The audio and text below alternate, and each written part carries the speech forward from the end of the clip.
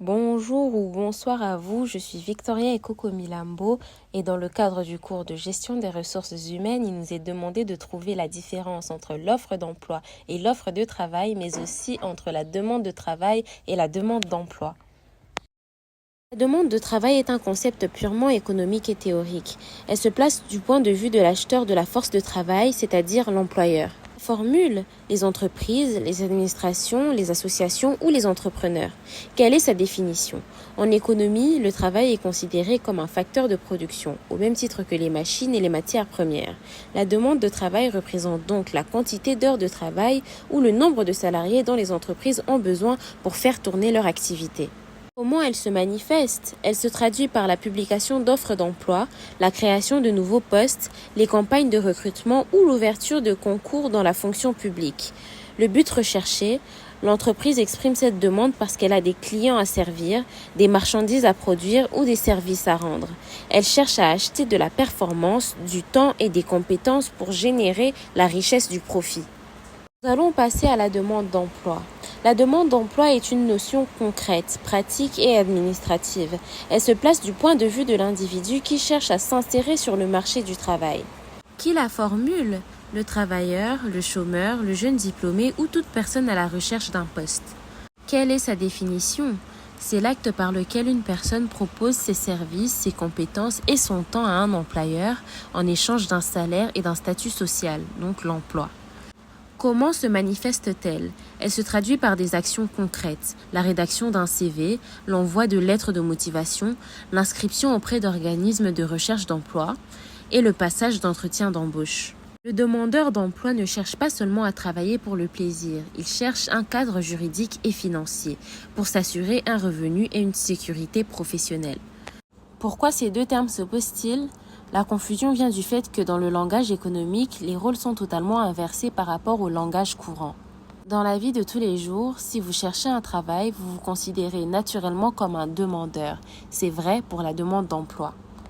Mais en économie, sur le marché du travail, le travailleur est celui qui vend sa force de travail, il est donc l'offreur de travail.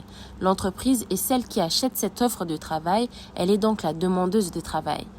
La demande d'emploi est donc la démarche d'un individu qui cherche un poste pour obtenir un salaire, tandis que la demande de travail est le besoin d'une entreprise qui cherche de la main-d'œuvre pour produire. Après avoir terminé avec la différence entre la demande de travail et la demande d'emploi, nous allons donc passer à la différence entre l'offre d'emploi et l'offre de travail. L'offre d'emploi est une notion concrète, commerciable et managériale. C'est le terme que tout le monde utilise dans la vie courante pour désigner une opportunité de poste. Qui la formule? L'entreprise, l'administration, le recruteur ou l'employeur? Quelle est sa définition? C'est l'annonce officielle par laquelle une organisation signale qu'elle a un poste vacant et qu'elle cherche quelqu'un pour l'occuper. Elle est une offre, une place au sein de sa structure. Comment se manifeste-t-elle? Elle prend la forme d'une annonce de recrutement publiée sur des sites spécialisés, sur le site internet de l'entreprise ou dans les journaux.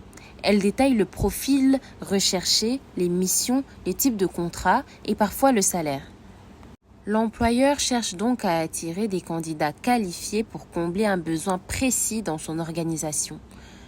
L'offre de travail est un concept purement macroéconomique et théorique. Elle se place du point de vue de la personne qui possède la force de travail et qui décide de la mettre sur le marché.